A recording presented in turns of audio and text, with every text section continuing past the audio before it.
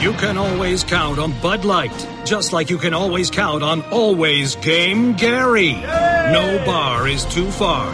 No wing sauce is too hot. Not for Gary. Always Game Gary is famous among friends. He deserves a Bud Light. Enjoy responsibly. Bud Light Beer, AB St. Louis, Missouri.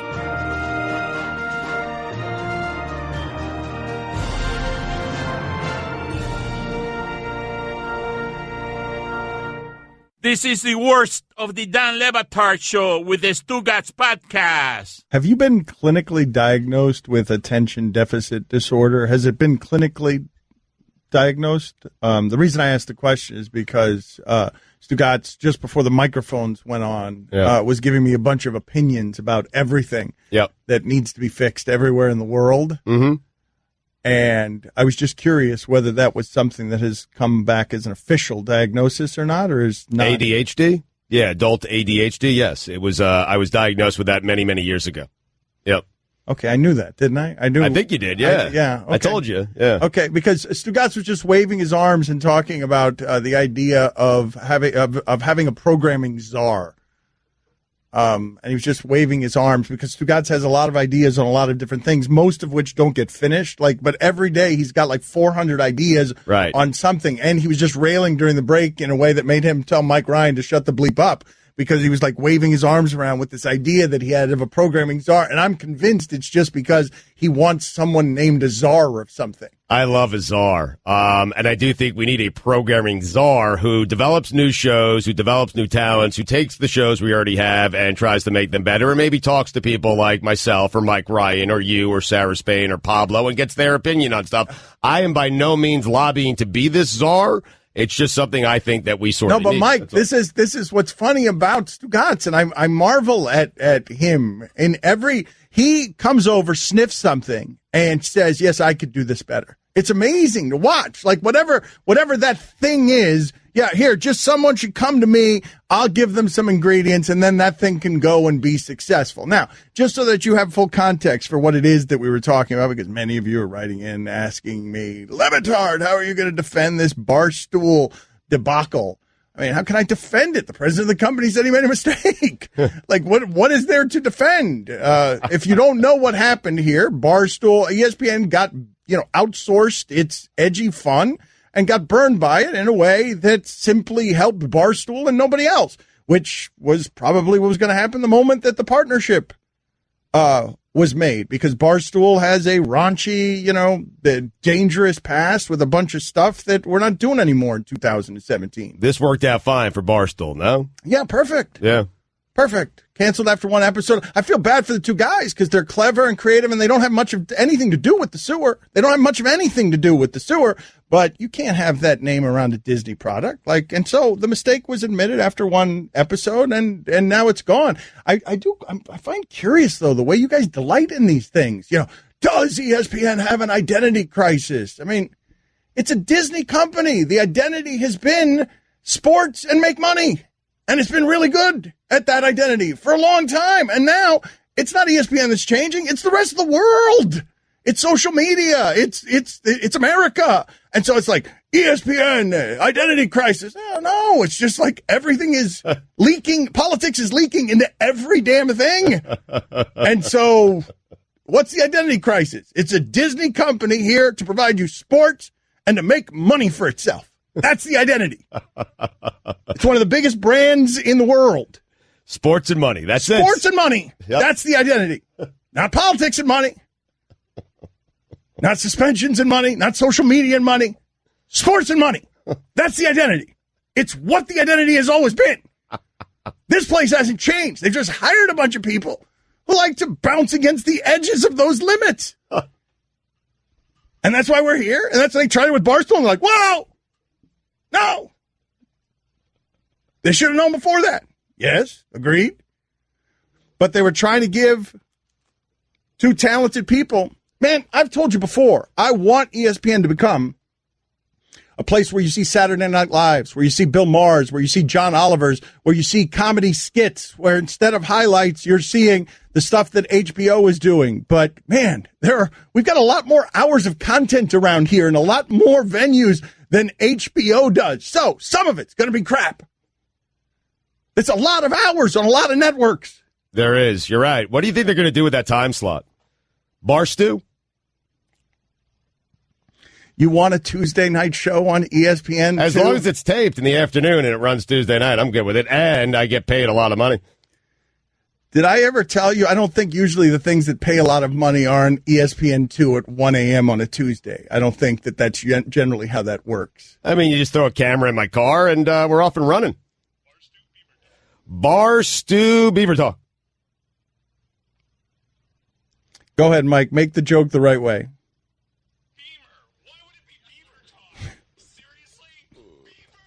Did you guys hear it? Bar Stew Beamer Talk. I thought you said Bieber. Well, I love Justin Bieber.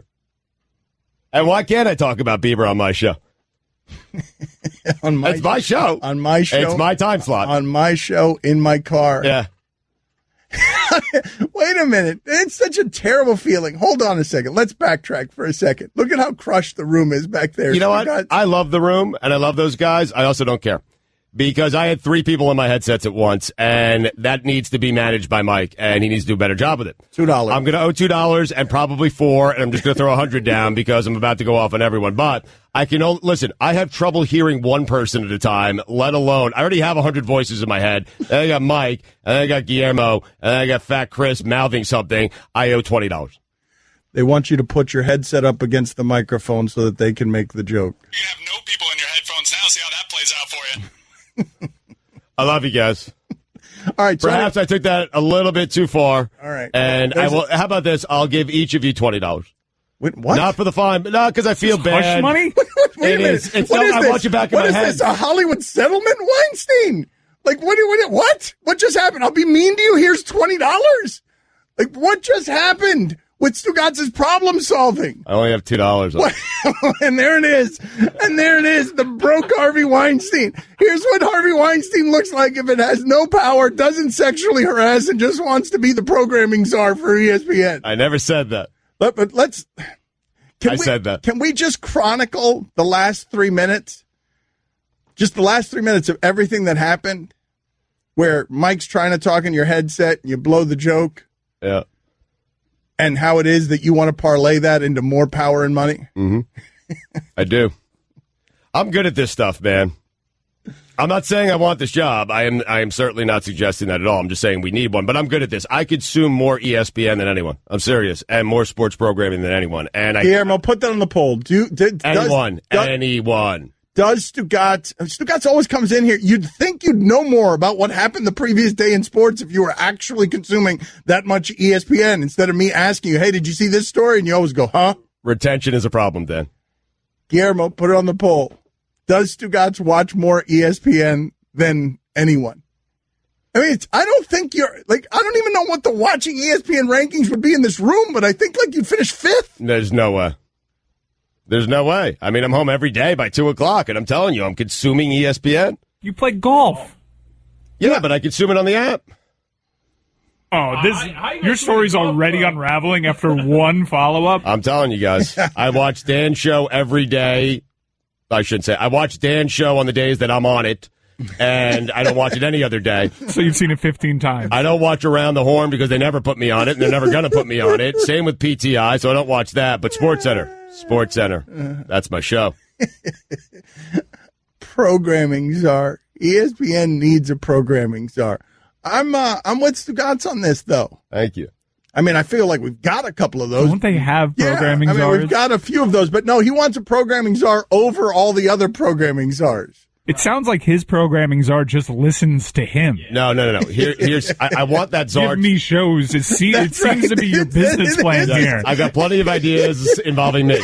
I love this. I love Stugotz being hired as a programming czar consultant, and his every solution to everything is you give me a show. Yeah. Let's start with here. Tuesday nights, 1 a.m., me in the car, ruining Beamer jokes. I'd throw you a bone. You'd let me co-host? I'd get you involved. You'd get me involved? Yep. You'd let me get you coffee? Yeah. I'll get you involved at a show. I mean, besides the show that you already have. Why are people so interested in this, in the nonsense, though? In, like, what? This is interesting. No, but I'm not saying this one. I'm just saying, like, people like to see ESPN step in it. And it's just like in 2017, who's not stepping in it, man? Do you know how much of Hollywood is scared right now? Because we're going to start digging around in everybody's past. And you see that other guy, the guy that made the Tyson movie, James Toback. Now there are hundreds of women coming forth because he's a deviant. And now the women have been empowered, and so they're coming after all these men who have been abusing the power. And this is just the tip of the iceberg, because it's going to be the gay guys and the kids next.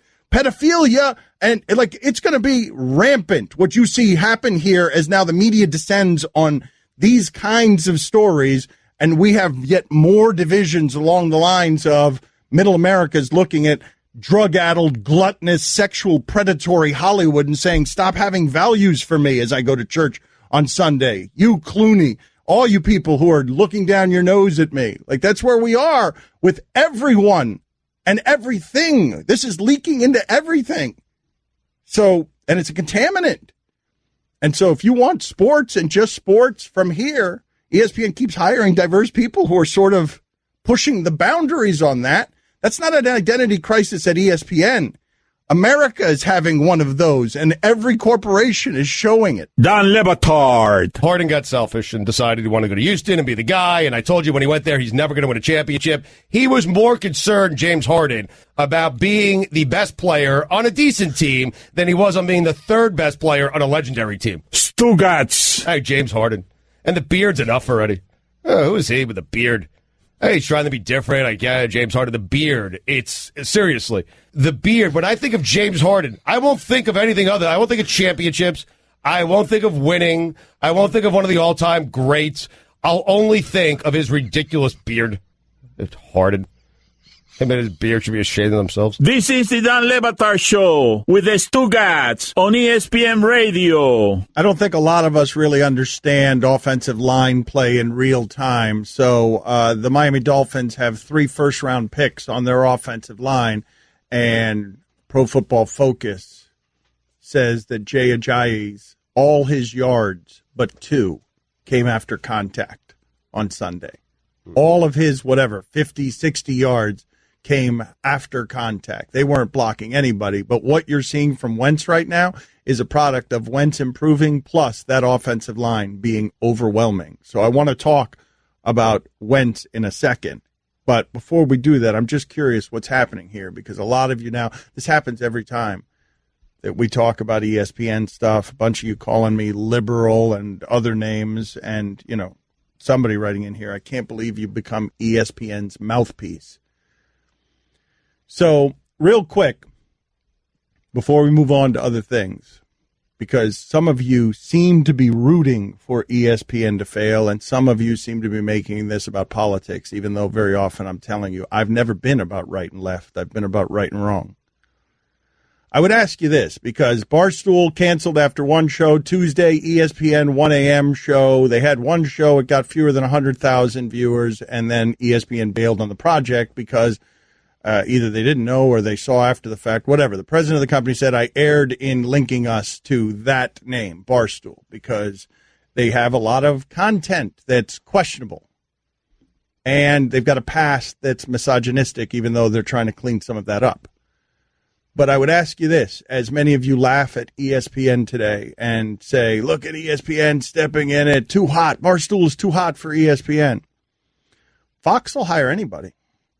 Let's see if they hire Barstool, because this would be a good time to hire Barstool if you didn't have all that stuff with, everybody at the top of your company, including Bill O'Reilly.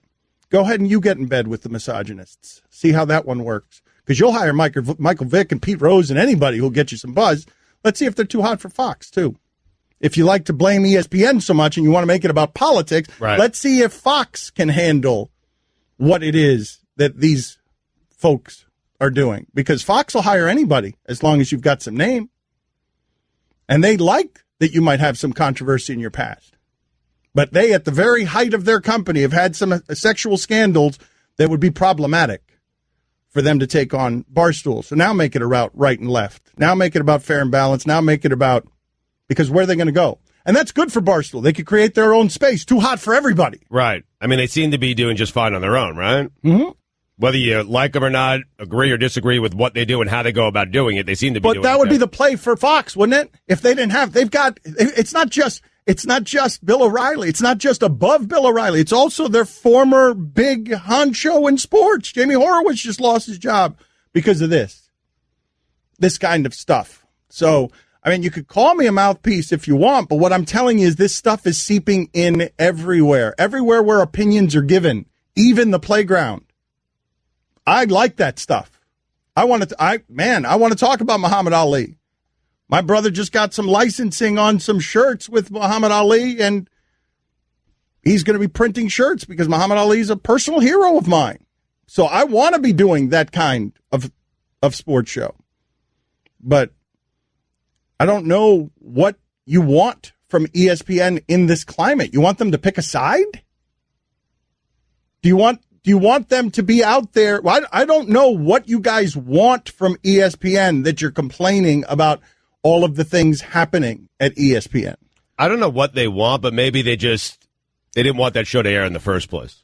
Maybe. Like one episode and then you take it off, and I think people are confused by that. Okay, no, but that's a mistake. Like, there's no disputing that that's a mistake, but what I'm telling you is that in this climate, those kinds of mistakes are going to get made, and it's not about an identity crisis. It's about cord cutting and technological shifts and people trying to stay out in front in the modern age as the same thing that eats newspapers starts to eat radio and television as Netflix grows and Amazon grows and all the technology, all commerce is changing.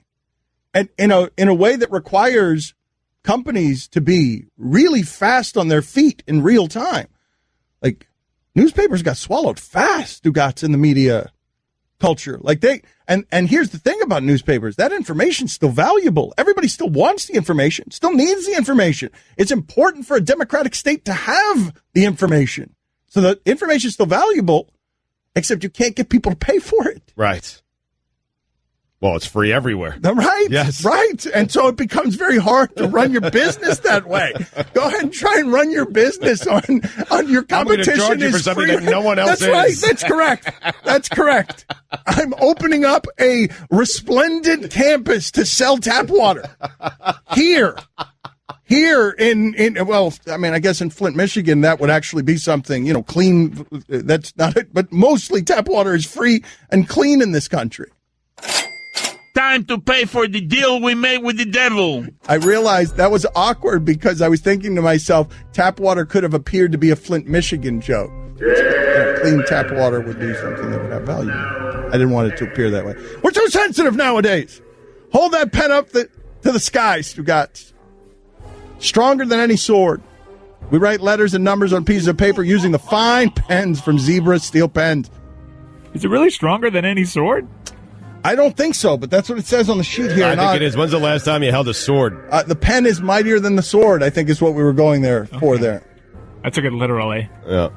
Well, listen, we love Zebra pens. It's not stronger than any sword. Pretty damn strong, though. Yes. We don't know. I think the one you're holding is plastic. I have the steel one. Why don't you feel this and tell me if it's stronger than a sword? Oh, yes, definitely stronger than a sword. Thank you. There you go. Dan Batard. The origins of this term come from the military, Dan. The literal sense of the term, that is a day spent in field maneuvers, is now little used. Stugotz. The first reference we have for that meaning is from 1747 in Scheme, a Quick Men of War. These periodical wait a minute, interviews. let me just stop you. This is the Dan Batard Show with the Stugotz on ESPN Radio. Here's your SportsCenter update. Monday Night Football, Eagles beat the Redskins 34-24. Carson Wentz, 17-25, 268 yards, 4 touchdowns. He also ran 8 times for 63 yards. Cavaliers guard Dwayne Wade approached Coach Tyronn Lue over the weekend and requested to come off the bench. J.R. Smith is now back in the Cavs starting lineup. And finally, Judy Garland was put on a diet while filming The Wizard of Oz. The diet consisted of chicken soup, coffee, and 80 cigarettes a day. She was 16 years old. All right. Yeah. Up your bourbon game. Larceny Wheated Bourbon is the key. It's award-winning small batch bourbon made with more wheat for a smoother taste. Unlock the smoothness of Larceny Bourbon today. Think wisely, drink wisely. Larceny Bourbon, Bardstown, Kentucky, 46% alcohol by volume. For all the latest headlines and information, tune in to SportsCenter on ESPN Radio all throughout the day. Did you say 80 cigarettes a day? I said 80 cigarettes a day, and she was 16 years old. Guillermo, can you put it on the poll, please? Do you know anyone who smokes 80 cigarettes a day? That doesn't seem like that number can be right. That a 16-year-old is smoking that much? Does that seem right to you? A 16-year-old, no. I am guessing that there are people out there who smoke 4 packs of cigarettes a day. But that's, yes. I mean, a 16-year-old, that seems absurd. No, that seems like a lot for anybody, if I'm not mistaken. Texter writes in, I don't know anything about smoking. I don't know. That's a safe bet. I mean, I don't know, but I thought for a second, I don't even know how many cigarettes are in a pack. So when you said 4 packs a day, that was the first time I was learning it was 4 packs a day. I feel like Jay Cutler's probably at 4 packs a day. Mikey C., our board op, who helps produce Weekend Observations, chimes in helpfully. That's 20 cigarettes in a pack. Yeah. He was real quick with that. All right, Mikey C., can you hear me? Mikey C., can you hear me up in Bristol? How many cigarettes do you smoke a day? I'm like 35, 40. Okay, so Jesus. Wow. All right, good. Good first time appearance on the show. We rained down judgment on your bad habit that's clearly killing you. But he's ripped. Mikey C. is shredded, man. Yeah, what does that mean? His organs aren't. He's not shredded. He is. I am telling you, he's jacked, man. I'm telling you, he produces my show on Sunday mornings with Mike Gold Jr. We do a thing called Bristol. You never see him. I've met Mikey C. How many times have I met you? Like 2 or 3. And are you shredded or not? I'm a genetic freak. Yes. I'm telling you guys, he is a genetic freak. I don't know one way or the other. I saw him recently. When's the last time you saw him? I don't want to talk about whether Mikey C is jacked or not. I want to talk about whether 80 cigarettes is a lot. Put it on the poll. For a 16-year-old. Dan, 35 to 40 cigarettes is a lot. A texter writes in here, I think the most surprising result from last night's game was that John Gruden listens to Kool and the Gang. Is that surprising to you? That I would have guessed. Put it on the poll, Guillermo, at Le Batard Show. Are you surprised that John Gruden listened to Kool and the Gang? What's wrong with that? Like, what's odd about that? That sounds like his time period. How old is Gruden? I'm with you. It doesn't. He's got to be 55, close to 60 now. No? It doesn't strike me as odd. I'm with you on that. You guys think you think did I go too old there, Mike? You think he's because he looks boyish. He's looked boyish since he's been in the league. Opie. He was a wonder kid. He's 54. Okay. Yeah. All right. So closer to 50 than 60. Come on. Let's not push him to 60 just yet. He looks good. At the risk of alienating some of our affiliates, and thank you for listening to us in Las Vegas, 1100 a.m., New York, on ESPN Deportes, AM 1050. I wanted to ask Guillermo and Mike something as our other Hispanic representatives on this show. Everybody in media is trying to capture the fastest growing brown demographic in America, which is the Hispanic who is totally assimilated to this country. And I was talking to some ESPN guys yesterday on the Spanish side. And what I wanted to ask Guillermo and Mike is, ESPN is putting on ESPN2 during Monday Night Football. They're putting on the Spanish language broadcast for Monday Night Football. And I find that alienates me.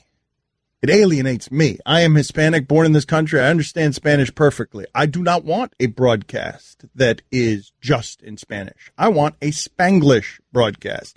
I want to see on ESPN and Fox and elsewhere in media, I want to see things that feel authentically like my people.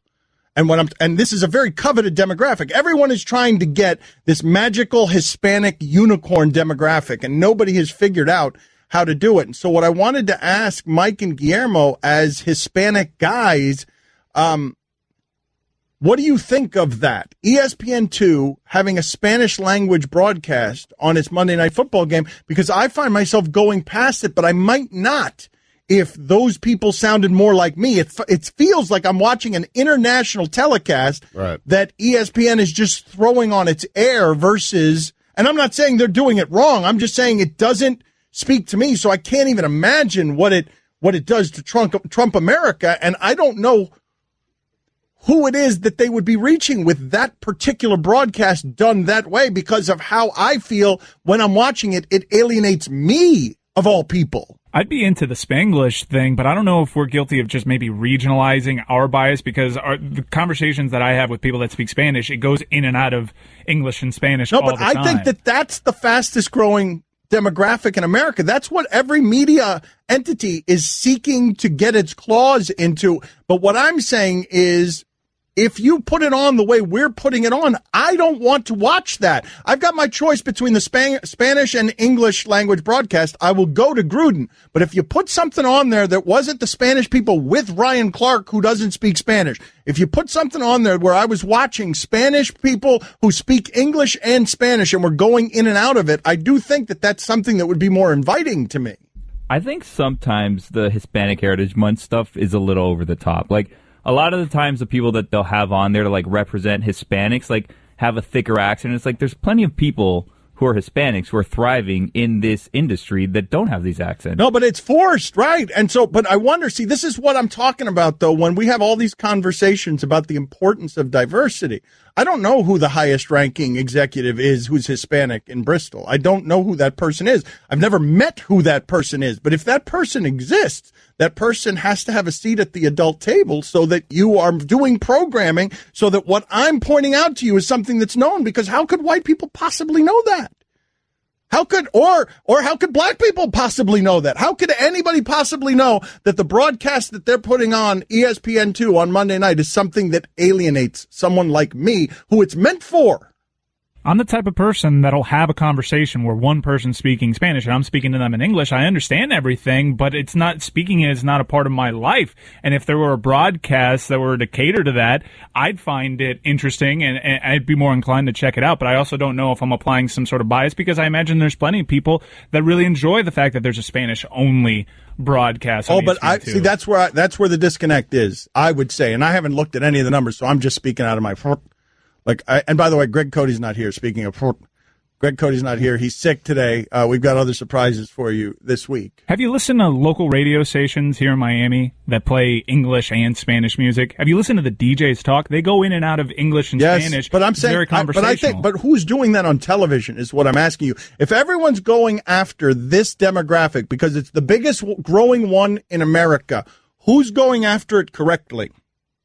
Because I'm just talking about ESPN here because this is where I work and this is where I saw it. But where have you seen that done correctly? Has it even been done correctly since Que Pasa USA? I think Fusion, when they first started, tried that. But then they switched directions like 3 or 4 times and then kind of got off. You got to have a lot of money. You got to be willing to lose a lot of money on the front end. See, Que Pasa USA. I say, you say Que Pasa USA. I say one of my favorite shows of all time. I don't think anyone outside of Florida knows what Que Pasa USA is. Okay, no, but that's the only thing I can think of that's done the thing I'm talking about successfully. I feel left out of this conversation. Boring. Really? Poppy, I thought that would have been in your wheelhouse. I don't know how to reach my own father. I mean, Dora the Explorer, I guess, tries to do this. That's effective. Feeling good this morning? Is it because you had a great night's sleep? That's probably because you laid down on a Lisa mattress. Tell them more about Lisa Gotz. Yep, love my Lisa mattress. Most comfortable mattress I've ever slept on. You don't believe me? Well, how about Michael Phelps, Joe Flacco, Kirk Cousins, Richard Sherman? All of them sleep on a Lisa mattress. We're talking about pros and Olympians who could literally choose any mattress, and they chose Lisa just like me. Why? Because Lisa is dangerously comfortable. Order your Lisa mattress today. They'll build it, box it, and ship it to your door to enjoy 100 nights risk-free. Go to leesa.com/Dan and use promo code Dan to save more. Leesa.com/Dan, promo code Dan. Start of the day, start of the day, it is the start of the day. Start of the day, start of the day, it is the start of the day. Start of the day, start of the day, it is the start of the day. Start of the day, start of the day, it is the start of the day.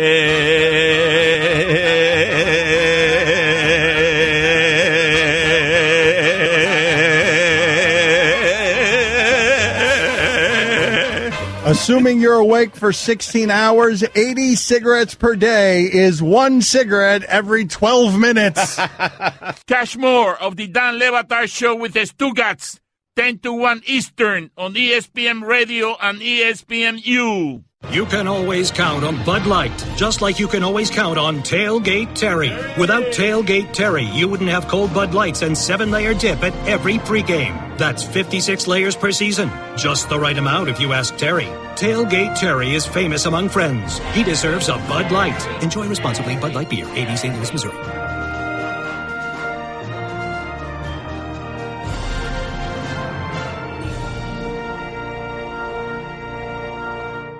Don Batard. There's a belief that there's gold in the heads of bald men, so police in Mozambique are warning bald men. Stugotz. I'd cut my own head off if I were bald. See if there's gold in there. I like money. This is the Don Batard Show with the Stugotz on ESPN Radio. ESPN Radio is presented by Progressive Insurance. Progressive is celebrating 5 years and more than 500 cars donated to vets. To learn more, visit keystoprogress.com. Guest on the Dan Le Batard Show appear via the Shell Pennzoil Performance Line. Here's your SportsCenter update. Eric Bledsoe, following the firing of Suns coach Earl Watson, tweeted the words, "I don't want to be here." Bledsoe was then sent home by general manager Ryan McDonough and did not play in last night's game versus the Kings. The NBA fined Stephen Curry $50,000 for throwing his mouthpiece in the direction of a game official. The NBA also fined Warriors forward Andre Iguodala $15,000 for verbally abusing a game official. And finally, a Canadian man is contesting a $118 ticket for screaming in a public place after being caught singing in his car. The tune that got him in trouble was C+C Music Factory 90s smash hit. What happened? CNC Music Factory. Yo, it says C+C here, man. That's how they do it. Oh, my God, no. I don't know. I don't know how they do it, man. I mean, you guys give me these books to read. I mean, tell me before. Listen, in my defense, I was asking a bunch of questions, man. Like, know your talent. I owe you $2, man. God, Mike. CNC Music Factory. Start losing money in this job. C+C Music Factory. CNC Music Factory's 90s smash hit, Mike. I owe you. Like, I don't have any cash on me, man, because I gave it all away in the first segment. I only had $2. Yeah. CNC Music Factory's 90s smash hit, gonna make you sweat. Everybody dance now. Taufik Moala was driving near his suburban Montreal home on September 27th. When police pulled him over, police asked him for identification and whether he had been screaming. I said, no, I was singing. Mr. Moala told the Montreal Gazette, I was singing the refrain. Everybody dance now, but it wasn't loud enough to disturb anyone. The Montreal man had been on his way to the grocery store when the 90s dance track started playing in his CD player. Police checked the inside of his car along with his license and registration. They handed back his documents along with the fine. Mr. Moala does not think his singing merited a fine.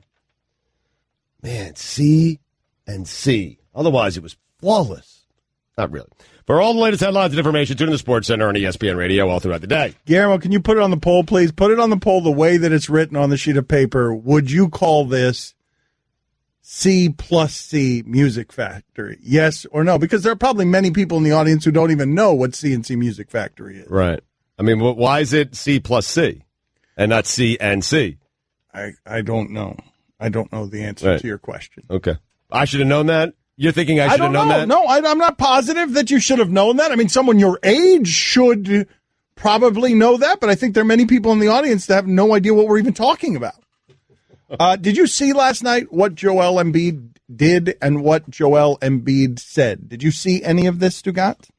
What he did on the courts? What he did and what he said after doing it. I saw what he did on the court. I did not see what he said afterwards. Okay, so he goes off on Andre Drummond, and Andre Drummond is a young man, but Andre Drummond is a 6-year veteran in the league, and I don't know why he's not better. It's confusing to me because that dude should have been a monster, and one of the things that makes him not be a monster is that Embiid says he doesn't play any defense. Quote, he doesn't play any defense. When we started the game, he was being aggressive, and he was talking, too. So I was like, you want to do that? I'm going to kick your bleep then. So that's what I did. In my mind, I was like, you want to switch up because you're playing against me? You want to be all physical and talk bleep? So I was like, you're going to get your bleep beat all night. I love that. This dude, if he stays healthy, big if, is going to do that to everyone in the league. Really good. I mean, Amazing player. And he can hit the three. And knows it. Yes. It's not just that he's an amazing player. It's that this is an awful lot of talk that this guy does for someone who has done nothing other than be hurt and lose his entire professional life. Not that there's been very much of it, but he hasn't played many games. But if he plays, he's totally overwhelming. So overwhelming that he could want Drummond, dominate Drummond, and then afterward tell you, yeah, that dude's no good. Who does that? Who does that? When have you ever heard that come out of the mouth of anybody who's played against or with Andre Drummond, even if it's true? Right. They don't say it. I haven't heard anyone say it, and they're set up like the Sixers because Ben Simmons is really good. I mean, he's got, I think, 3 triple-doubles in his first 4 or 5 games. Yeah. Like, they're set up here for the future if Embiid can stay healthy. Well, a lot of guys can stay healthy. And, look, they've missed. Okafor is terrible. Yep. He can't play defense. And I'm not sure about Fultz because he seems mentally broken already. What an odd thing to say 3 games into somebody's professional career. Now, he's very young. How old is Fultz, Mike? 19? But this might explain how it is that Washington won only 11 games last year with the best player in the draft. He is 19, Fultz. But you see what's happening with him, right? He's got the yips at the free throw line. No, I know. And you got Jared Bellis starting in front of him. But that must be really lonely, what's happening with him, because clearly it's the pressure of having arrived at the place he's always. This is a mentally frail situation where a guy has arrived at the place he's always want to be at the doorstep of his dream. And he's got some sort of brain short-circuiting that it's the most vulnerable you will ever see these guys. You have to have somewhere within you this Embiid confidence in order to be great at this stuff. You can't be insecure about this. Sports will weed that out. It weeds out insecurity, not insecurity. You might have social insecurities, mommy, daddy didn't love you enough, but basketball insecurity, there's no such thing for the great ones. No, can it be fixed, though, do you think? Like, he's 19 years old. So. Yeah, I think it could be fixed, but I also don't recognize it. Because when have you ever seen the yips from a guy who's not 7 feet? I mean, I understand Dwight Howard went 0 for 9 from the line last night. He hits him in practice. Shaq used to hit him in practice. I don't know if Drummond hits him in practice, but when do you ever see that from the little guy? The little athletic guy who was drafted first in the draft. How about never? You never have a guy short circuit like that who's a ball handler. You've seen little guys who are ball handlers short circuit at the line, not necessarily number 1 overall picks, but you've seen what happened with Rajon Rondo. But it's affecting all of his play. It's not if it's there, it's going to be everywhere. Rondo, it might have been at the line and it might have been with jump shots, but it wasn't with the rest of what he was doing.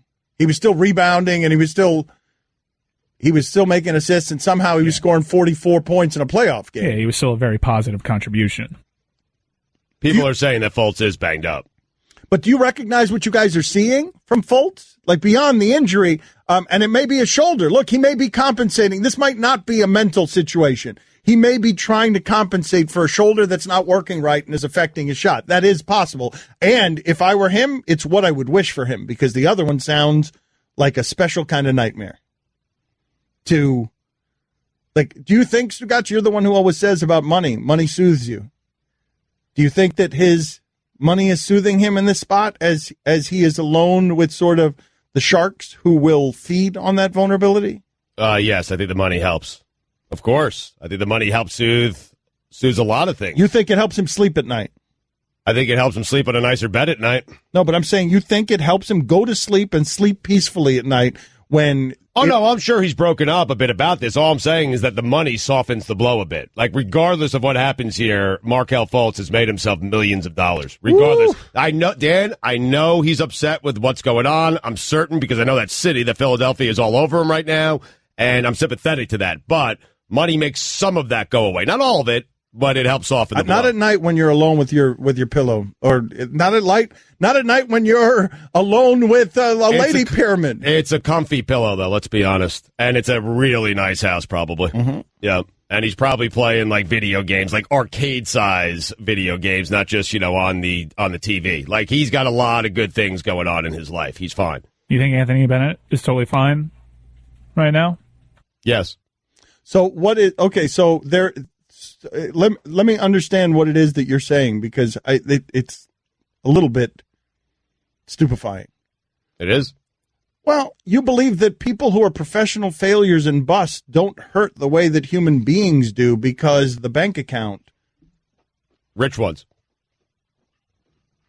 While they're in it, though? Like, I understand having perspective after the fact when you're in retirement. You know what? He might be feeling whatever it is he's feeling. It might be concerned. It might be upset that he's not playing up to the expectations. But every 2 weeks, he gets a pretty fat direct deposit. Mm-hmm. And he smiles when he gets that. I don't care what anyone tells me.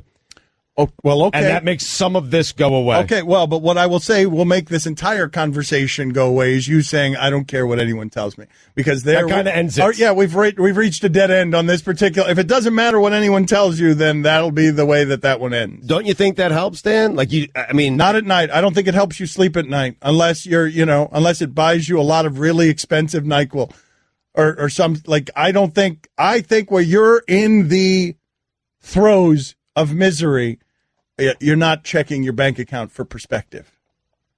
I mean, we've had all these conversations before. I know money doesn't buy you happiness, but it can help with some of the down payment. I get it. Most of the people listening to this are saying to themselves, give me his problems, give me his money. The great, thing that plagues many a life, many a relationship is financial problems. But I'm saying that when you're in the middle of the yips, that kind of vulnerability, there isn't much of anything that soothes it. Not money, not if you have professional pride, not if you have any pride in yourself. Okay, and that part stinks, but people would trade right now. They would trade their lives to have the yips and have his direct deposits every 2 weeks. They would. Just about everybody. Just about everybody with the exception of other athletes. All right, well, who can I make it where I make you question it? Who can I make it?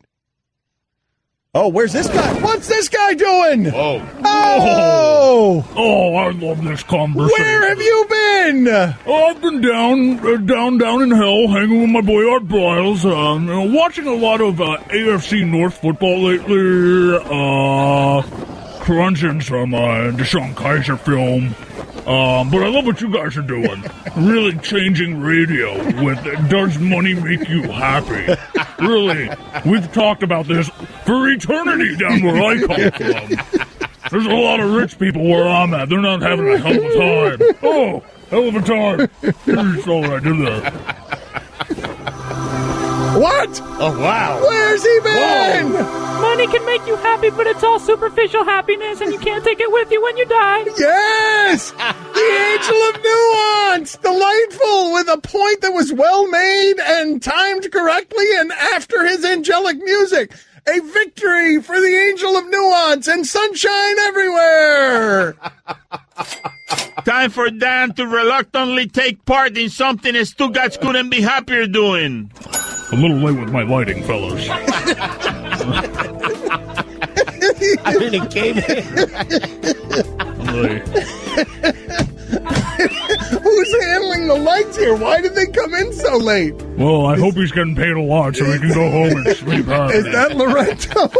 Are you in need of an oil change soon? Stop by to see the car experts at Advanced Auto Parts so you get the best oil on the market. Stugotz about to tell you more, but if you're listening on the radio and not watching on television, when the dirty of the demon of debate makes appearance, it's usually with smoke and red lights, and for some reason everyone was caught off guard by the dirty demon of debate's most recent appearance. Yes. So there was no red light until afterward when he was just back to being Mike Ryan. It's on him now.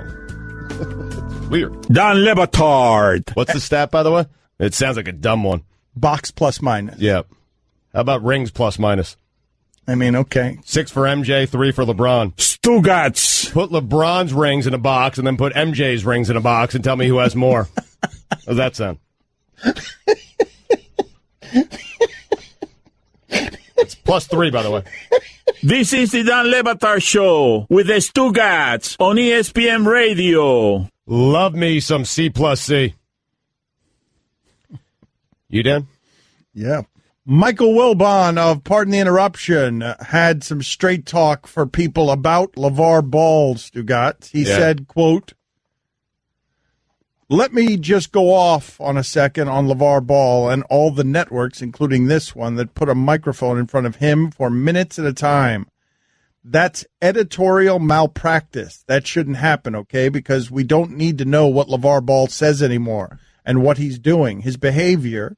What responsible father puts a target on his child? I find what LeVar Ball does now loathsome at times. He's not the only father who's raised good kids or talented kids, and to see this, particular for me, a father, for a black father to do this, to put his child in professional harm's way, this incredible target.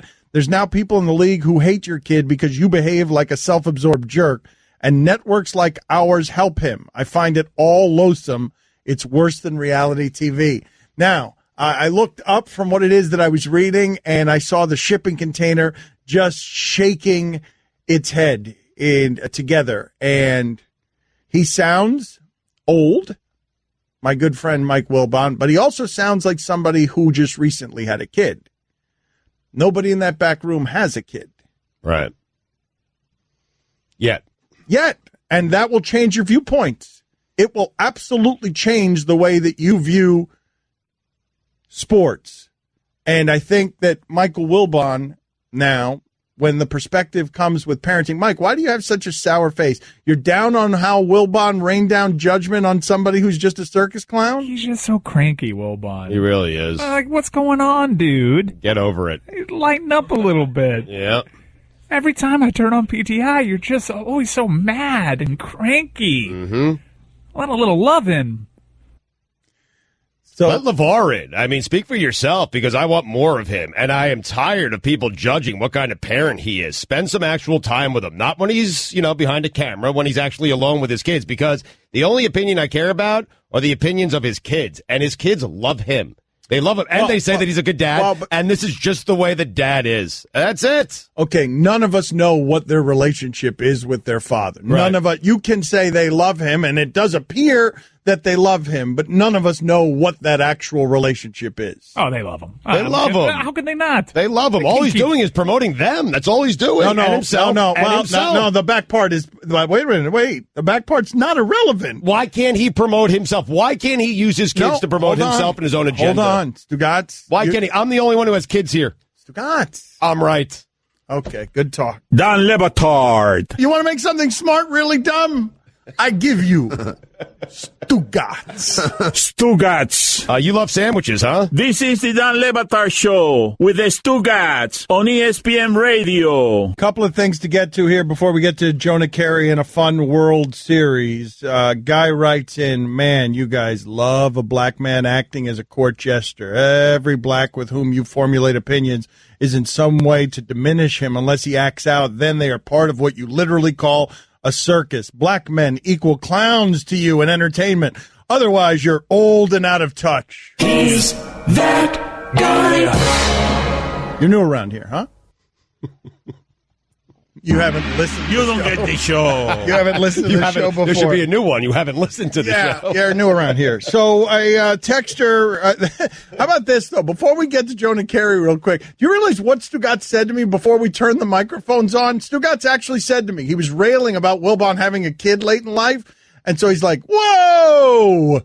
Because Wilbon, was 50 when he had Matthew, or when his wife had Matthew. Mm-hmm. And Stugotz just said to me before the microphones came on, if you have a kid, I'm going to be very mad at you. Enjoy the rest of your life. Don't ruin it. I'm just saying, listen, I'm happy that Michael's happy, and I'm glad that they had a kid. Okay? But if you've arrived at 50 and you still don't have one, just go enjoy the rest of your life. It ain't worth it. I love my kids. I love that. Except Rachel occasionally. But I do love my kids. I love them to death, okay? But I had them when I was 30, not 50. If you've arrived at 50, man, first off, parenting is hard, Dan. It's hard at 30. It's hard at 20. It's hard at 35. It's hard when you have energy. I can't imagine what it's like when you're doing it at 55 with a 5-year-old. I can't imagine what that's like. Stugotz. I mean, this Rachel's got a real mouth on her. Love you, Rach. Just calm it down a little bit. Jeez. Attitude. Stugotz, I haven't opened a mailbox in 10 years. Do you think if I have a kid that I'm going to be handling diaper duty? Mike is? Diaper duty is what I said. D-U-T-Y. Put it on the poll, Guillermo. Should you have a child at 50? If you want a kid, you can have Rachel. Jonah Carey with us now. He's he's the author of 2 books, Up, Up, and Away on the Montreal Expos and the New York Times bestseller, The Extra 2% on the Tampa Bay Rays. Thank you, as always, Jonah, for making time for us. Can you please explain to us the Dodger season, the weirdness of the Dodger season? Random chance. What do you think you're going to get from me when you ask me that kind of question? They were the best team, and they're on pace for maybe the best record ever. And then they just hit a wall in September. And if we were talking about that kind of streak in May or whatever, we'd say, all right, that's ancient history. But everybody freaked the F out because it was September. And, oh, my gosh, the momentum is going against them. And if you go look at studies of baseball history, any data configuration you want, there is no evidence, zero evidence to suggest that anything that happens in September has anything to do with October. It happened this year to the Dodgers, happened this year to Cleveland. Now, obviously, the 2006 Cardinals were absolutely not a very good team, and they limped into the playoffs. They were 25-32 to end the season. In 2001, the Mariners won 116 games. They were 17-6 to end the season. They got rolled by the Yankees. This stuff happens all the time, where weird things happen in September, and then people forget about it in October because the results are totally different. Are the Dodgers a good deal better than the Astros, or is it impossible to say that when both teams have won 100 games?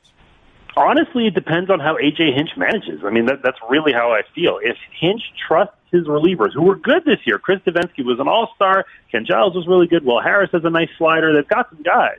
But if he says, well, those guys give up a couple runs over the last few weeks, I can't trust them at all, I'm only going to go with basically, Keuchel, McCullers, or Keuchel, Verlander, McCullers, and 1 or 2 other guys, then you've got the Dodgers with a proper 11-man staff, and they really have a good deep bullpen like they haven't had in throughout this whole run recently. And the Astros will have, half a bullpen, a third of a bullpen. If that's the case, it's a huge advantage to the Dodgers. If Hinch trusts his guys, then they have a shot to turn it around. It's not like Chris Davinsky stops being a good pitcher.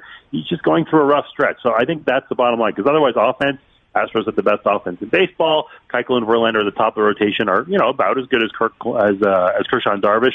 There is ability there, but Hinch has to trust. If he doesn't, that's a flipper. Jonah, projecting out a little bit, is there another team's next decade you would take over the Astros? That's a good question. They're way up there. Well, I mean, the thing is, I would have said the Cubs coming into this season, and I don't think you could discount the Cubs, right? I mean, they still have Rizzo and Bryant are really young, and so is Addison Russell and Wilson Contreras. The difference there is the pitching. But then again, the Astros pitching, I guess Keuchel and Verlander would be better at least for the next couple of years. The Cubs pitching is not going to be good at all next season unless they totally remake it. So, yeah, it's hard to think of anybody better. That's for sure. I think Cubs can be very good. I mean, the thing is that the Yankees are going to be very good, too, because obviously their core now is, Judge and Sanchez and Gregorius and these young guys. And they've got all the money in the world, and they're going after Harper and Machado and maybe even Kershaw, who can opt out of his contract after the 2018 season. So I think the Yankees could be maybe the main contender, honestly, for that crown. Can you explain Verlander, a guy who was dominant and then down for a couple of years and now is back to being dominant? What happened there? The explanation to everything is going to be baseball with you, isn't it, Jonah? No, you know what? I'm going to give you a non-baseball story, and it's a brag, too. I don't even care if it's a brag. And don't say humble brag. Humble brag is stupid. You want to brag, you lean into it. So last year, this is a roundabout story, but I'll try to make it short. Last year, I got an email from a publication I'd never heard from before, and they said, you should go to Detroit and do a story on Justin Verlander and his soon-to-be betrothed. And I said, what? And they said, yeah, go do that. Go talk to Justin Verlander and Kate Upton. I said, about what? And they said, about Ferraris. It was a story for Ferrari magazine. So I went to a story with Justin Verlander and Kate Upton and their 4 Ferraris. It was the most ridiculous thing ever for a total nerd who nerds out all the time and is nerdy.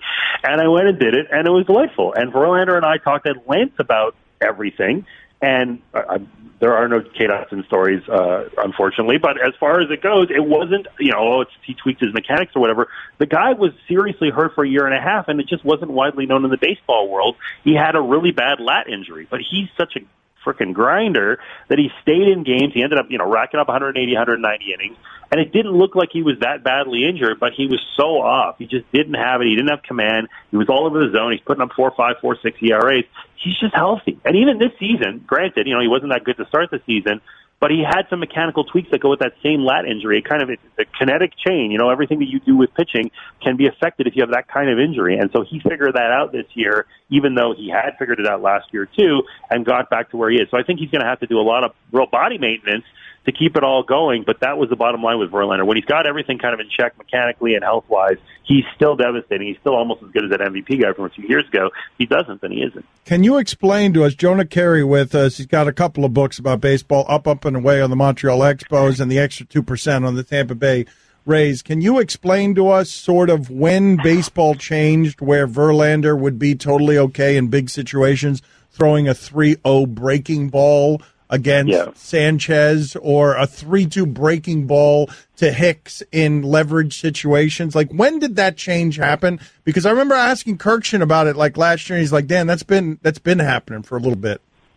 Yeah, it has, and it has to do with the proliferation of fastballs. I mean, everybody throws 97 right now, especially out of the bullpen. You've got all these, I don't know how many Yankees relievers throw 98, all of them, I guess, but you've got that situation, so hitters are just gearing up for that. They're trained for that at such an early age. Everybody throws gas. You see these high school kids going to tournaments and stuff like that, and they're just airing it out. They're just literally trying to gun it. It's not that pitchers weren't trying to throw hard before, but there's tangible evidence that this is the hardest throwing era ever. So everybody's looking for that. And so now, not finesse exactly, but just kind of deception and being clever matters more now than ever before. And Verlander can still hit you at 97. He can do it in the eighth inning, too. But he's smart, and he'll recognize the hitter's weakness, and he'll go that way. And so we will see. And I would say the same thing, by the way, about low pitches versus high pitches. How many times we heard, get the ball down. If you keep the ball down, you're going to da-da-da-da-da-da-da. And now we've got a generation of hitters like Mike Trout, who are low ball hitters, who are looking for that. They're gearing up for it because they know that umpires are going to call the strike, at the knees, maybe even a touch below the knees. They're getting ready for that. So you're seeing guys elevate the ball, and not just necessarily Nolan Ryan types, but I mean like Marco Estrada and guys like that who throw 88 or 89 are throwing it up in the zone and daring you to beat them, and the result is kind of lazy fly balls. Pitching is very much about skill, certainly, but it's about zigging when other people zag, and Verlander, for all his talent, does that very, very well.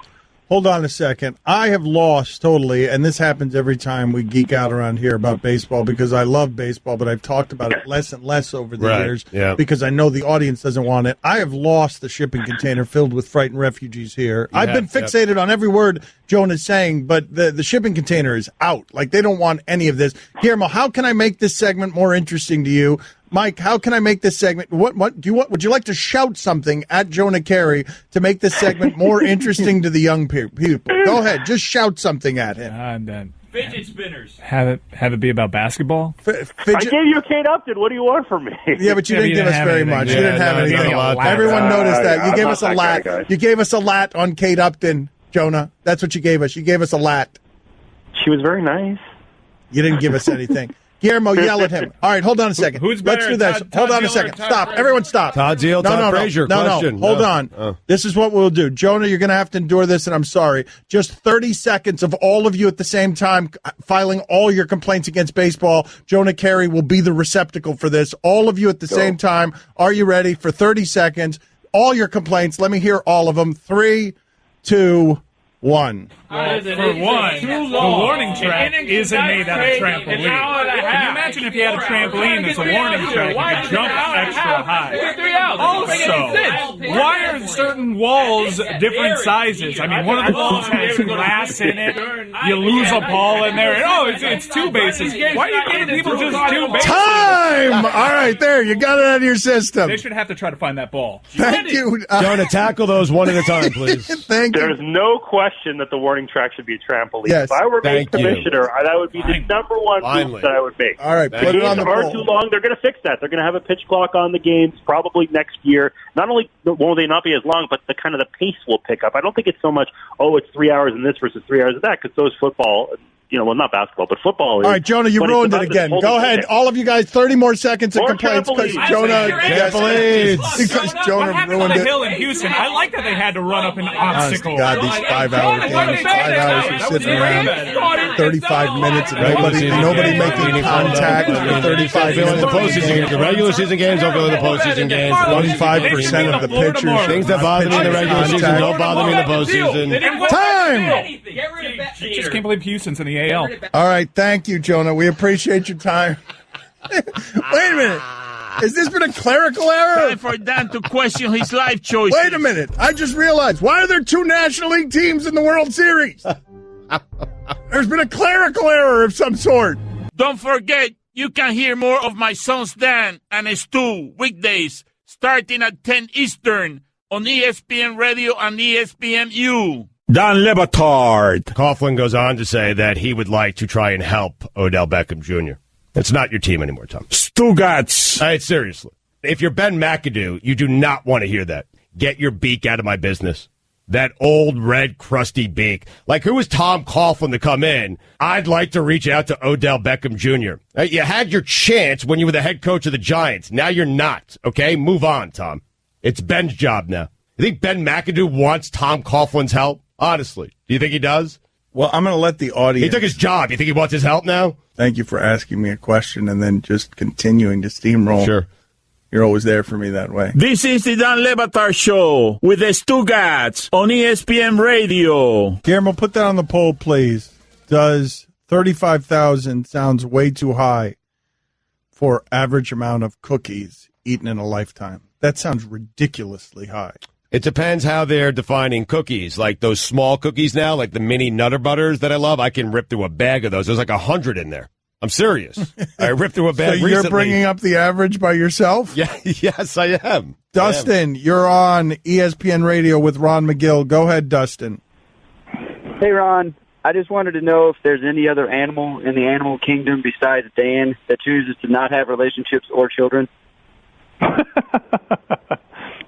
Well, no, because that would in effect make these species become extinct. I'm sure there are probably some individuals, like a very sad fact that most people aren't aware of. If you look at most male antelope in the world, like if you go to Africa, see a group of a bachelor herd of male antelope, the majority of those males will never breed and never have kids. They will die that way, never breeding and never having kids. That's because competition is so stiff. But the reality is, it's not that they don't want to. It's just they get the pants beat off of them by stronger males that outcompete them for the females. Well, that's the same thing that's happening to me. Can you explain? Can you explain to the audience which are the animals that are? What's the list of animals that are monogamous? There's a lot of them. A lot of the water birds, swans and geese. Things like flamingos, things like penguins, and in the primate world, things like siamangs and gibbons. These are lesser apes, tend to be monogamous. I'll take... I don't know how I'm going to say this. Let me see if I can say this. The ESPN suits don't get mad. Generally speaking, in primates, the larger the testicles, the less monogamous they are, the more polygamous they are. Okay? So if you get an animal that has large testicles, that is an animal that is not monogamous at all. That's an amazing fact. And you learned something. But it's a true fact. That's awesome. That's the best kind of fact, Ron. Yes. The true fact. Okay. So at Le Batard Show, just put up there, did you know that, Guillermo? Did you know what Ron just said? Mike, you're on with Ron McGill. Go ahead. Go ahead, Mike. Hey, Ron, this is Mike. I just wanted to know, where do birds go when they fly south? Do they all go to the same place, or do they have places that they like over the others? It depends. They all go to one hotel. No, it's not like there's a certain Club Med for birds that they all go down to, but they follow a certain route. The migration route of certain species follows the same route, and they follow that route because along that route are certain feeding trees, certain feeding areas, certain stops where they know they can refuel to get to the final point. It's not necessarily the final point being where they're going to have fun, but it's a place that has a temperature and provides food for them until the temperature warms up north where they can go back up again and spring comes up and against the seed and the flower. They're basically following food and avoiding drastic temperatures. Ron, do animals lie? Are they deceptive? If so, like, which animal is most like me? No, there's not. Animals lie. How do animals lie? I think the term lying. I think lying and deceptive are two different terms. Animals are certainly deceptive. They can certainly try to entice an animal into a certain situation, whether it be for breeding or even to kill them and eat them.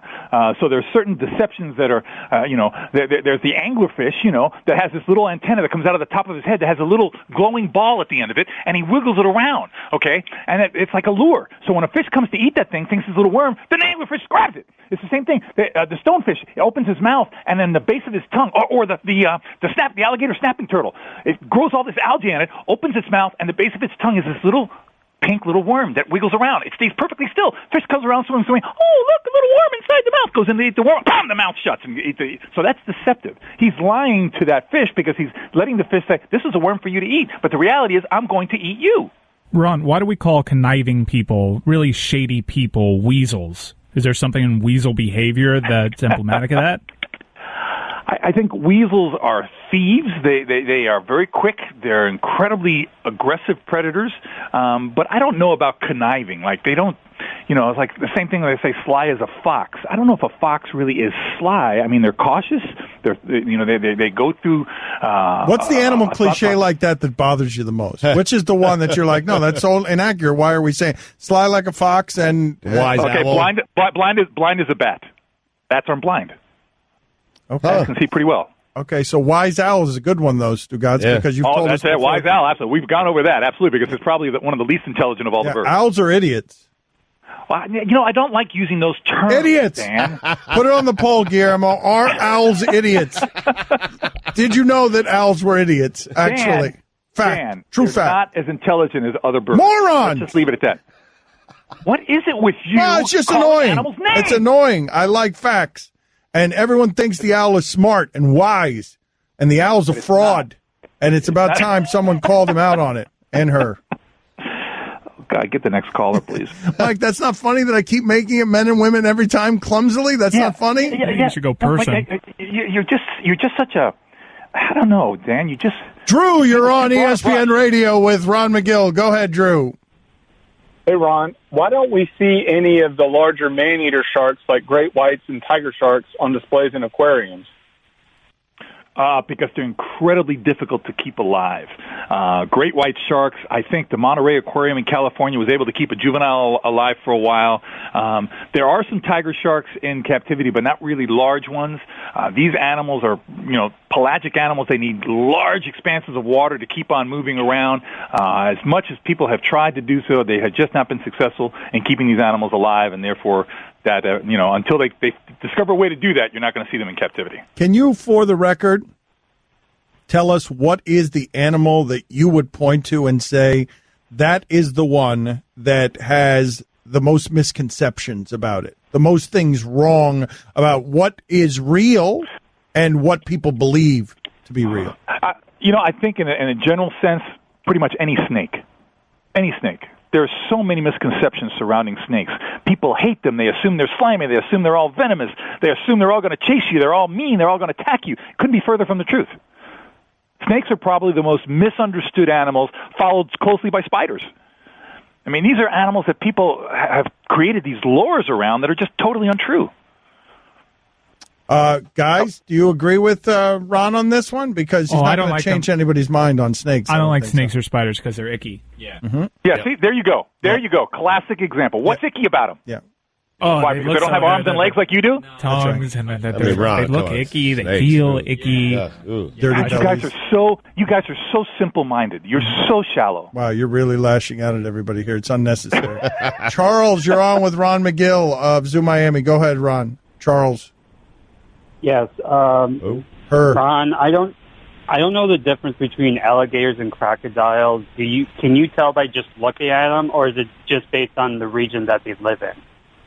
No, you can tell just by looking at them. Generally speaking, full-grown alligators tend to be almost black in color. Crocodiles tend to be more of an olive green. Crocodiles also have a lighter eye, like an olive green eye. Alligators tend to have a dark brown to black eye. But the most important thing is just the shape of the snout. Alligators have a very blunt, U-shaped snout. When they have their mouth closed, you only see the top row of their teeth overlapping the entire bottom jaw. Crocodiles, when they close their mouth, the fourth tooth from the nose is a big tooth from the bottom jaw that overlaps the top jaw. Kind of like the old Lon Chaney werewolf, when they put that tooth over the top lip, that's the crocodile. So the crocodile has a V-shaped pointy jaw with the bottom teeth overlap the top jaw, olive green in color, light green eyes, alligator black in color, dark eyes, blunt U-shaped snout, overlapping top jaw. Mike, do you like the idea of having Ron McGill in future segments, like tell callers when they're being dopey morons? Yeah, that was a dumb question, Ron. Feel free to tell people that they're stupid. Look, what is the matter? No, but I'm just asking you. No, look, you're a very nice man. You're fundamentally decent. Everyone likes you. You're very likable. I think it'd be funny one week for you to just eviscerate dumb callers. If we say on the front end, anybody who says something dumb, this is going to be a one-time only appearance where Ron McGill is really mean to them for asking dumb things. Let me ask you something. You've said a couple of dumb things. Am I really mean to you? Brendan, you're on ESPN Radio, Brendan. Go ahead. Well, hopefully this isn't a dumb question. Ron, I have a male dog. He's 7 years old, usually pretty docile, calm around the house. But before my wife and I become intimate, I guess for lack of a better phrase, he gets really anxious, will let out big sighs, sometimes expel gas. So why does my dog become anxious when my wife and I have foreplay? Well, because he's sensing that. My dog used to do the same thing. Where I sit next to the couch and next to my wife on the couch, he would jump up and get between us. I mean, literally force himself between us. He's part of the pack. He considers you part of the pack. He doesn't want to be left out of the picture. Baby. So he's sensing the pheromones are getting going. You're starting to get riled up. I mean, it sounds kind of gross, but he doesn't want to be excluded from this type of pack mentality. Nice. All right. Yeah, I know, but that's just the way it is. I know. That happens to me every single Sunday night, and I just throw him a bone, and then he's, on the floor. Go ahead. That is the wonderful thing about animals. That is also how I would raise a child, by the way, which is why I shouldn't have a child at 50, because, hey, get out of here, kid, and just throw a bone at him or her. Go ahead. See, Dan, this is a bad portraying, because I know for a fact how much you love dogs. I know for a fact, you see, and you're trying to come off as Mr. Just throw him a bone, when the bottom is you probably love dogs more than you love people. Well, that's the truth. What's the update? What is the update you have for us on a video? You're going to do some play-by-play of a video here? Here we go. Let me look at the video. Hit the play button here. What do we got? Okay. We got a clam on the sand. I know what it's going to do. It's going to burrow itself in the sand. This is what clams do. So he's going down with one end. He's starting to burrow himself. Watch him going down. But you know what? He's sucking in the sand to get the room to go down in the sand. So he's going to have to expel that sand. I bet you that comes up. Watch. He kind of pukes the sand up every time. No, it's not doing it. I don't know why. But usually they have to do that to get the sand that goes in there. He's got to make room to get more sand in, and he just kind of pukes it out. But I don't know why this guy doesn't do it. Anyway, he's going to bury himself in the sand. It's kind of boring otherwise. It's not really anything. Oh, there it goes! He did puke it out! It just came out like a big volcano eruption. Fantastic! And there's a little pee at the end there, too. That was kind of neat. Oh, another one! Jeez! Oh, see how good I didn't make a liar of him. That's exactly what he's doing. It's really cool how the clam burrows himself down in the sand so he doesn't get eaten by something else, because birds love clams. Wow. What happened last week with that turtle that ate a bird? Have you ever see that? That was fantastic video. It took a pigeon right out. And down went the pigeon. I went and Googled that again to look at it. That's not a common thing. Yeah, we're on a delay here with the video here. So we just saw that very sensual clam. Thank you, Ron, for being on with us. We appreciate it. Have a great week, guys. Take care. Thanks, Ron. Time to pay for the deal we made with the devil. That's the most phallic thing in the history of ESPN. Have you seen the college football playoff trophy? Hey, gotcha. Don Batard. I mean, Stugotz is the physical manifestation of the comment section come to life. Do you agree with that assessment that you are a comment section come to life? 100%. It's, I wouldn't take such pride in that. I do. Stugotz. But I want you to imagine Stugotz rising up from the gutter. Like, what you're looking at right now is a gutter. Only a gutter. And now it starts as a face, and the mouth gets bigger, and it just keeps growing, and then just shouts, rings. This is the Don Le Batard Show with the Stugotz on ESPN Radio. Gabby Union is about to be on either First Take or Sports Center. I guess it's going to be on Sports Center here. Nobody's going to dare ask her, right? Her book, she's got a book out, The Wife of Dwayne Wade, and she gets very specific about sex. And a lot of people have been made uncomfortable and have mocked Dwayne Wade about... can I see? I put that book over there. Can you guys bring me that book real quick so I could just take a look at some of the chapters here and read them out loud? I know I can't. I've got to bleep out some of the chapter names here. But Gabby Union is talking about sex in a way that has, she thinks has made people uncomfortable. A strong woman talking about sex, the way that she talked about sex, she believes that has made her uncomfortable or made the audience uncomfortable. And I would like to see someone ask her some follow-up questions along those lines. Okay. Let me see here. All right. Be careful here, man. I mean, well, wait a minute. Just tread lightly. That's all. Okay. Well, chapter 2 is sex miseducation. So that's okay, right? No problem there. We're safe right now. Good. Yep. Mike's not freaking out. All right. Number 9 is Mistletoe Girl. Number 2, Tells All. We're okay there, right? We're okay. All right. Warning, Famous. Okay, this is one I was worried about this one. Chapter 13. Chapter 13. Good luck navigating this one. 13 and 15, I feel hard-nosed. Let's see you try. Hold on. Is it- All right, you can dance around. How am I going to phrase this? Yeah, warning. Delicately. Famous genitalia gets itchy too. And then chapter 15, get out of my bleep. All right, so that wraps it up there. That was a bad idea by me, poorly executed. You guys tried to warn me off it. But anyway, the point is that a famous sports star's wife is talking freely and openly about sex, and she was trending because of some of the things that she said about sex. And Allison was trying to get her on with us, but we've been having some issues getting her on the show. We're always talking about football. Lately we have been. We don't know what we're watching. We don't pay attention to the offensive line. So the Eagles just announced that Jason Peters, who is exceptional, is now out for the entire season. And so it's going to be interesting to see how Carson Wentz performs moving forward without Jason Peters. I just want to throw that in there and try to get you away from what you were doing, which wasn't good. I have the polls ready if you'd like. The Twitter poll is brought to you by Upside. Now say big on travel and get a big gift card every trip you buy. You love Upside.com. That's Upside.com. Is Outsider Mike jacked? What just happened? I mean, you teased Carson Wentz at around 10:15, and you never got back to it. And I figured this would be a way to at least finally get back to something Eagles related. So I gave you the news on Jason Peters. Why did you choose then to do it? Why did you? What an odd time by you. He was asking what just happened, and what just happened was a torn ACL and MCL for Jason Peters. Yeah, yep. But this didn't just happen 5 minutes ago. Yeah, we knew this. No. They didn't think that this morning on Mike and Mike, there was actually a report where the Eagles didn't think it was that bad. Guillermo, now he's out for the year. Guillermo, put this on the poll. And that's big, Dan. I'm sorry. It is That was big. a Jordan Hicks injury on the defensive side. It is big. Tough road to hoe. And you never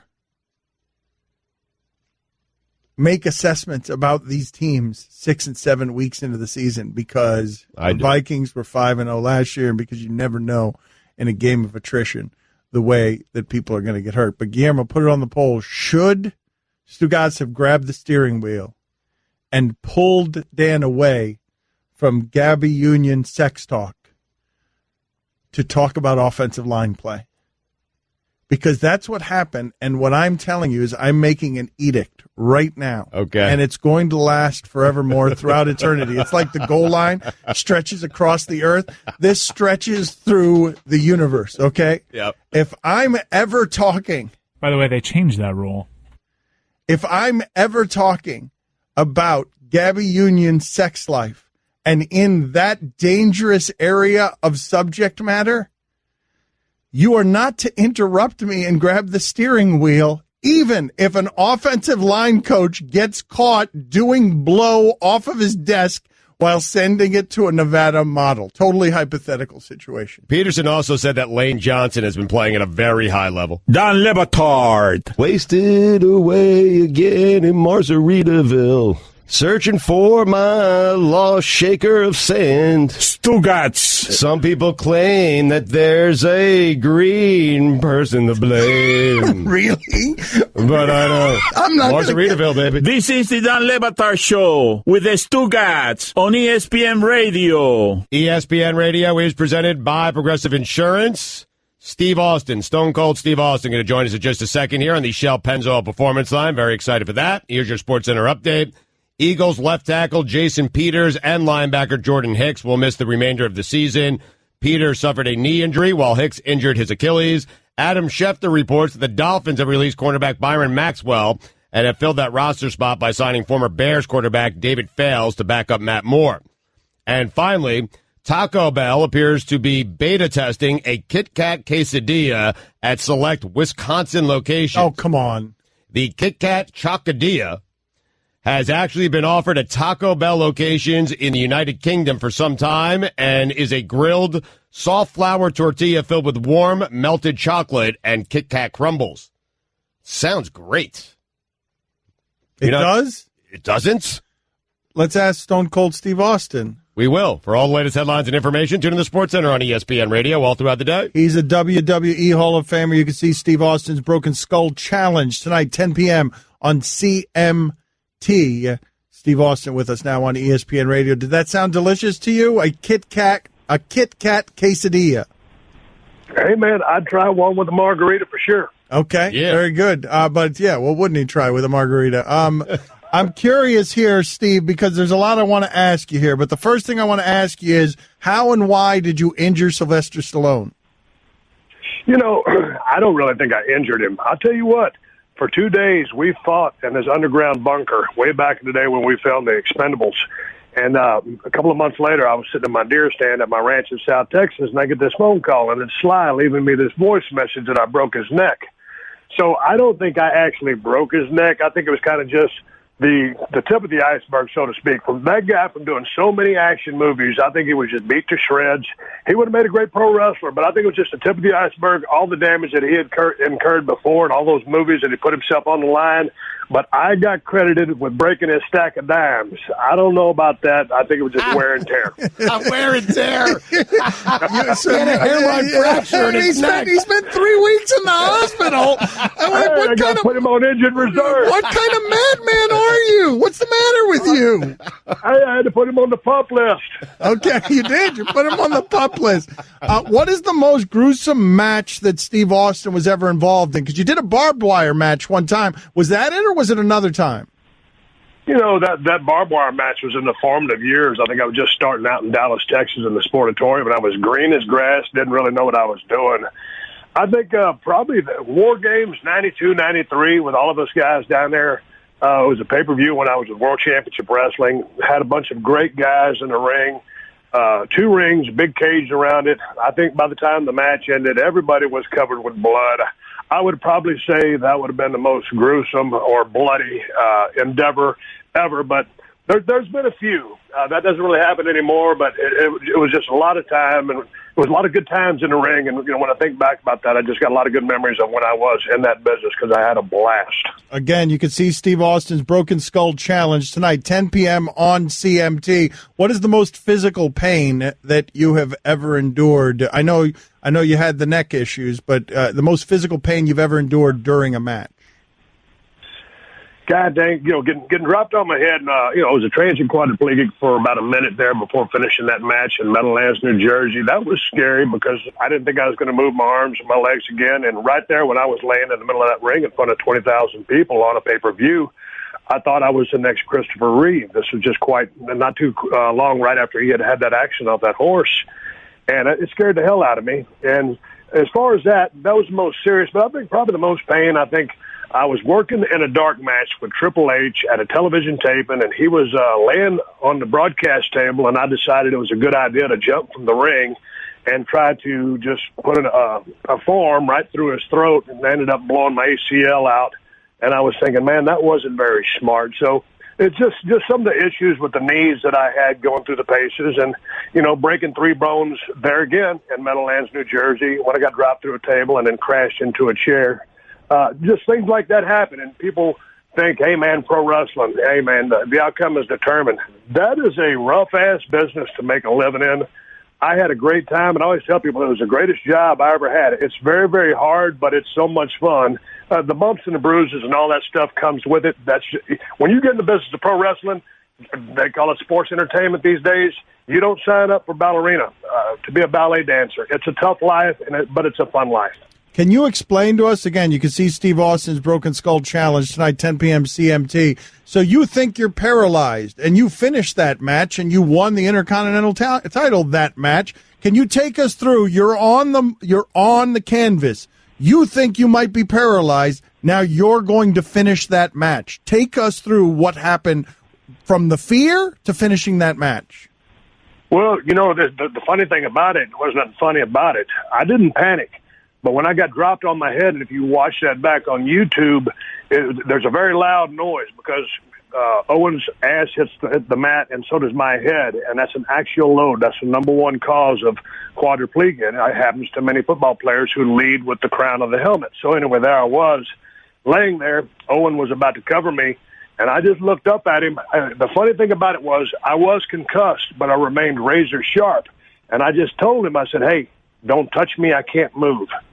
And so Owen bought some time just kind of messing with the crowd and talking trash, giving me a moment to clear the cobwebs. And I was working with my referee, Earl Hebner, there. And finally, I was laying on my back, and I couldn't move anything. Finally, I mustered up the strength and got some of my faculties back.